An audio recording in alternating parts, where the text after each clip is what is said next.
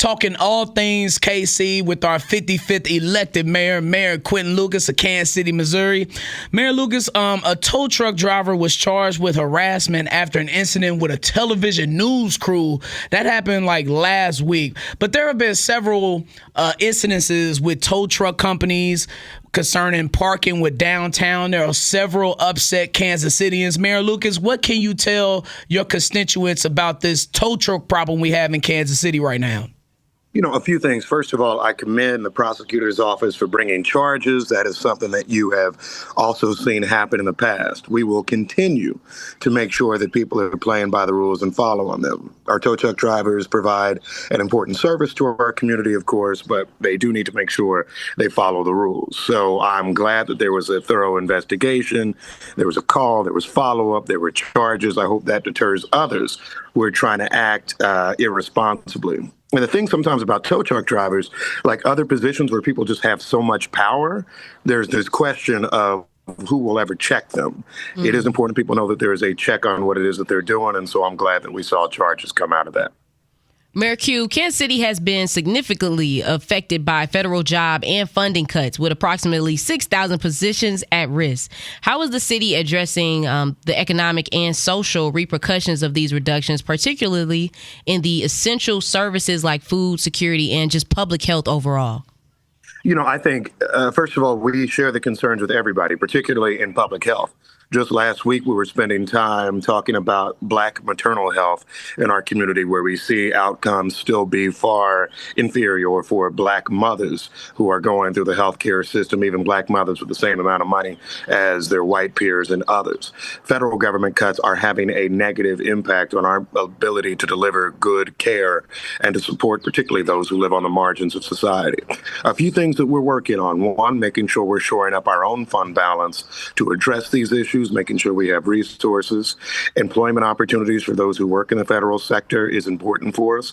You can go to civicmatch.org, civicmatch.org. If you're a federal employee who's looking for opportunities, I continue to talk to people in connection with that. And more than anything, making sure that we have a city that continues to support and uplift our government workers. The only reason I am where I am today, there are probably two: faith and having God bless me along the way. But then the second is, of course, having a mother who got to work on a good, stable government job.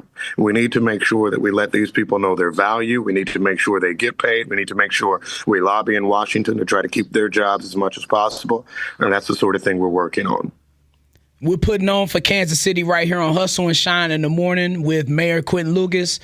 Last week, you announced that 3 people who already work for or who have worked for the city are finalists to become the next city manager. You got interim city manager and director of convention and entertainment facilities, Kamiko Black-Gilmore. You got former assistant city manager and director of aviation, Patrick Klein, and assistant city manager and director of city planning and development, Mario Vasquez, as your 3 finalists. What are you looking for exactly for the city manager position, Mayor Lucas, and what can they do that your previous city manager didn't do better? I think just straight up, and I believe that we have drastically improved basic services for the city. So I think if you look at the last 5 years, we're resurfacing more streets, we're paying our workers more. Those things are all good. I think that there is a deficit in trust right now. I think that there are a lot of people that are trying to say or trying to figure out how they can get good, clear, effective answers from the city, and they want to have a stronger relationship with the city. So for me, the thing that the successor to our prior city manager can do best is being open, is being transparent, is being straight with people, and is building relationships in every single part of the city. And relationships aren't built through text messages. Relationships aren't just built through, kind of giving somebody the funding they want. It's sitting down with people. It is getting your butt kicked.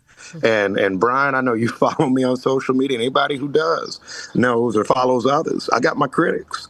But something that I try to do is always get back out there. I'll probably get in a few more social media fights than I should. But y'all see me at the church. You will see me in the community. You will see me in different places. And you'll see me with people who say, I got a problem with you personally and with the city. We need a city manager that is doing more of that in every corner of the city. And I think the last several years that has been missing. It is great to do a great job from City Hall. Don't get me wrong. But on a job that's that important, the people of Kansas City need to know that you care about them too. And I think that's something that we'll look for, whether it's Ms. Gilmore, Mr. Vasquez, or Mr. Klein. Mayor Q, you definitely know how to squabble up on Twitter for sure. Probably too much yesterday. The pastor, I think he was preaching at me, talking about leaving the fools behind and you can't be in every fight. So I'm trying to learn. Well, we appreciate your time and your honesty and your transparency, Mayor Lucas. We will talk to you next Monday. Have a good one and be a blessing. All right, everybody. Have a great week. Thank you. Thank you, Mayor Q.